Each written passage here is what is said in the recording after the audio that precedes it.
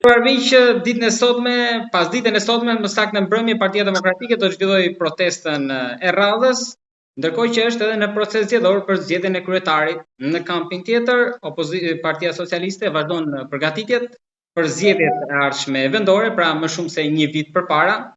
Kjo situatë aktuale i gjen dy partitë më të mëdha kryesore në vend në panorama të ndryshme për të folur për situatën, sidomos në kampin e opozitës. Alla atë që pritet ndodh sonde, kemi të ftuar zotin Ergjes Eskiu, pjesë e Partisë Demokratike. Ergjes, përshëndetje dhe faleminderit. Faleminderit për ftesën, është kënaqësi. Ergjes, ju jeni një nga të rinjt që besoni që ky vend do ndryshojë, por përpara se ndryshojë vendi duhet dhe partia që të ndryshojë. Jetë më shumë se sa një alternativë, pra një shpresë. Mendoni që do t'ja arrijë edhe pas 23 majit, pra duke filluar ndoshta edhe sonde, përse po bëhet kjo protestë sonde? Një konsumim i tepër energjisht, ne kemi folur së bashku edhe herë të tjera, edhe për protestat, edhe për procesin brenda Partisë Demokratike. Po çfarë do ndryshojë? Shiko, unë besoj me sinqeritet më të madh, të them që këtu energjitë më të mëdha i shpenzon pushteti. Është pushteti i cili ka mobilizuar gjithë njerëzit e vet në media, në rrjetet sociale, të cilët një element kanë. Saliu. Është e dobët opozita. Të gjithëve u them, në qoftë se opozita është e dobët, i drama pse i vjedh zgjedhjet. Pra në qoftë se Partia Demokratike nuk ka një program, nuk është alternative besueshme. Dhe po themi mua vetë si person, nuk më duan. Ky pse i vjedh zgjedhjet? Pse i manipulon zgjedhjet? Edi Rama ka bllokuar TikTokun në fushat. Edi Rama përdori DeepSeek-un. Edhe unë kam vërtetuar vetë një video të Edi Ramës, të cilën Rama nuk donte që ajo të merrte vëmendje, të ecte algoritmi i saj, ma ka bllokuar me DeepSeek. E kam hedhur ditën që ka lindur vajza dhe mbaj mend shumë mirë. Ka shkuar 75.000 view për 24 orë dhe pastaj ngeci. Dhe kam diskutuar me ekspertë, më thanë pse po e thua këtë, ku e bazon. Ja dhash si provë, tha okay, dakor, ke të drejtë. Të njëjtën video kam hedhur mbas zgjedhjeve ka shkuar 270.000 view. Pra ky pse përdor DeepSeek-un? Për të penguar opozitën të shkojë tek njerëzit. Bllokoi TikTokun që mesazhi, sepse me TikTokun nuk e përmend kot, po partitë e djathta, duke dhënë mesazhe të shkurtra, mesazhe emocionale, ajtë të shkoni tek rinia. Sepse algoritmi i TikTokut nuk manipulohet, vetëm duke bllokuar. Pra i bllokoi komunikimin, me media ka bllokuar. Në media nuk dilte askush nga pushteti për dalë përballë opozitës, për diskutuar e për të parë njerëzit a ka alternativë, çfarë do të zgjedhim. Por në media dilte opozita opozitës ose gazetar, por nuk dilte pushteti. Një herë që kanë dalë përballë doktor Elina Limimetit, dhe një kolegu juaj ka bërë si humor atë ditë, tha besoj që nuk do të shoh me Elina Limimetin debat sepse sot i shkatroi tek shëndetësia pushtetin. Pra, në media, ato që janë zyrtarë, apo në mediat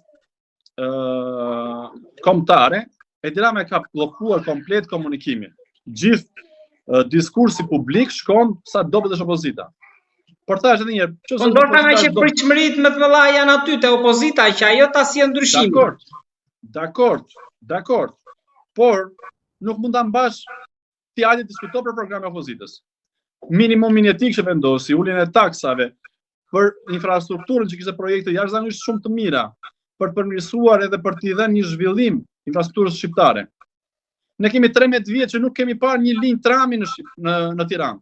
Ne kemi 13 vjet nuk ka përfunduar akoma linja e trenit nga Durrësi në Tiranë, që është arteria kryesore e këtij vendi. Ne kemi 13 vjet që janë bërë vetëm 4 kilometra të rrugës kryesore Tiranë-Durrës. Dhe prap bllokohet trafiku sepse nuk kanë ku të shkojnë deri në mbi Karim Kashajt, pastaj do bllokohet prap, do futesh në Hing. Pra, shikojmë rruga qafë plot që u shën prap dije kur ishte. Gjithë investimet janë vetëm korrupsion. Dhe përballë investimet të Partisë Demokratike që rruga e Kombit edhe sot nuk ka nevojë për të hedhur asfalt sipër, sepse traseja e saj është e tillë, është bërë nga të huajt, nuk është bërë nga shqiptarët, nuk është bërë me synimin për të vjedhur. Sot është funksionale. Një pjesë, një segment i vogël është ende i papërfunduar sepse nuk e përfundoi PD-ja. Por 13 vite nuk e ka përfunduar as Edi Rama.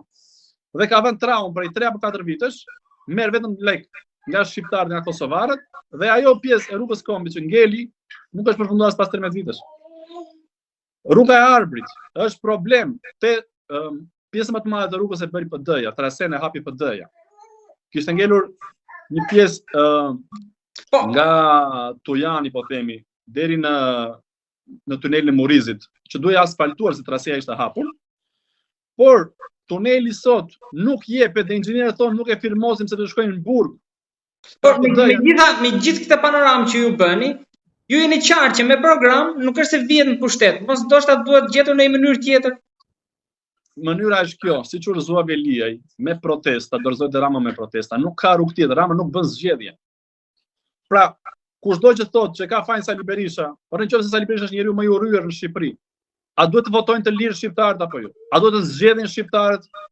Si do shkojmë në Bashkimin Evropian pa zgjedhur, pa bërë votime të ndershme?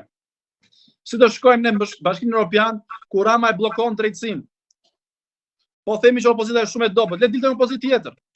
Nuk po përmend as këta që janë pretendent që bëjnë opozitës kryesisht, por mund të dilte dikush tjetër i panjohur.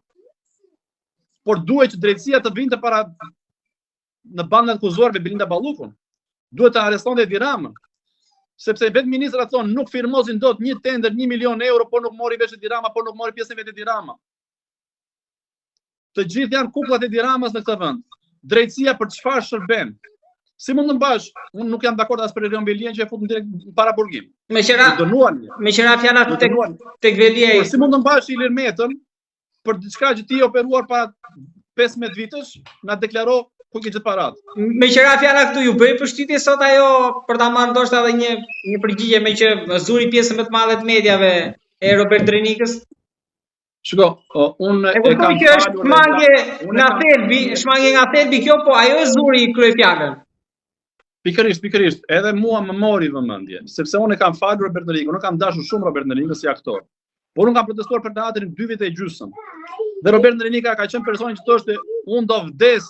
Po mbi trupin tim do kaloj. Mbi trupin tim do kaloj teatri. Dhe më pas, se kam qenë aty, jam prezent, e kam falur në parë, e kam amnistuar, më thanë, mos u ndjej keq sepse i ka futur çopën në punë. Ka marr favor tjetër, ka marr pak 2 favore Robert Drenika, është shitur. Dhe unë sot nuk e fala më, sepse ka kolegë të Robert Drenikës, po përmend Mehdi Malkajn. Është me një Mihalle. Në varfëri është ai, me një Sëmur është ai. Nuk shitet. Guliem Radoja që u bë për Ahmet, dhe më ka ndruar jetë. Pse u shitet miku im, thoshte. Ka plot aktor që nuk shiten, sepse aktori, qoftë aktori, po qoftë edhe artisti, muzikanti, për mua është shumë e ulët të dalit të bëj politik, sepse ai gjykohet emocionalisht.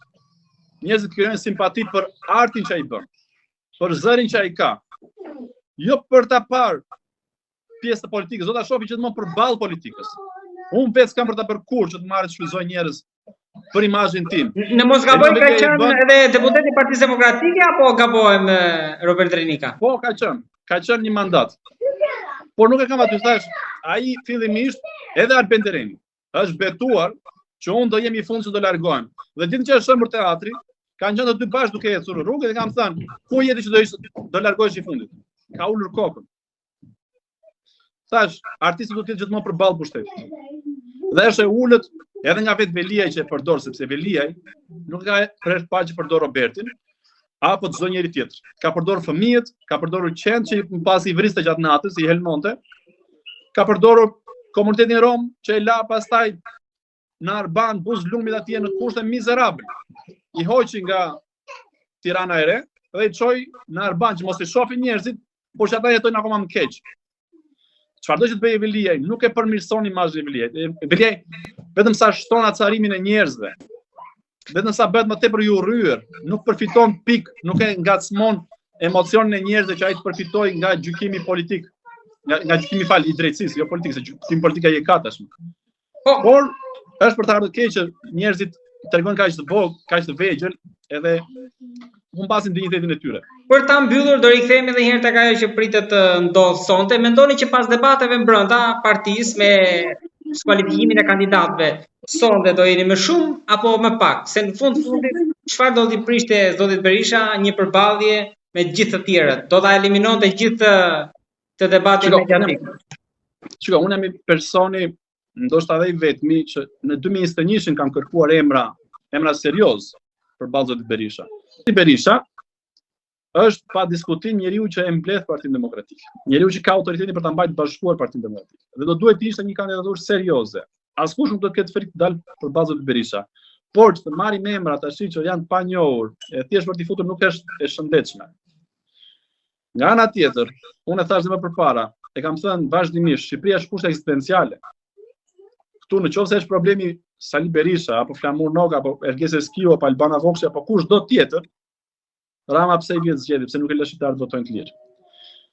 Të duhet kishte kandidat të fortë për bazën e Berisha patjetër, por pa diskutim që sërish zoti Berisha do votojë sepse është personi që shpëtoi PD-n, shpëtoi pluralizmin dhe i dha shpresë gjithë demokratëve. Kështu që secili pas zgjedhjen e vet, por thash, me këta kandidatë të tjerë apo me njerëz të cilët mbështeten nga Edi Rama, sepse 2 apo 3 persona që dalin në studion Sokol Ballës, marrin mbështetje nga Sokol Balla apo nga Miro Baza apo nga Carlo Polino, këta nuk janë më PD. Për më tepër kanë treguar që nuk e kanë dashur votën. I thuhet Salianit kjo që bëri burg për partinë?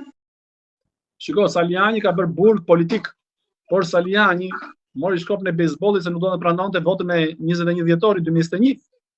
Pra, kur ne i thamë që ne jemi shumica, çfarë bëri Saliani? Mori shkopën e bejsbollit.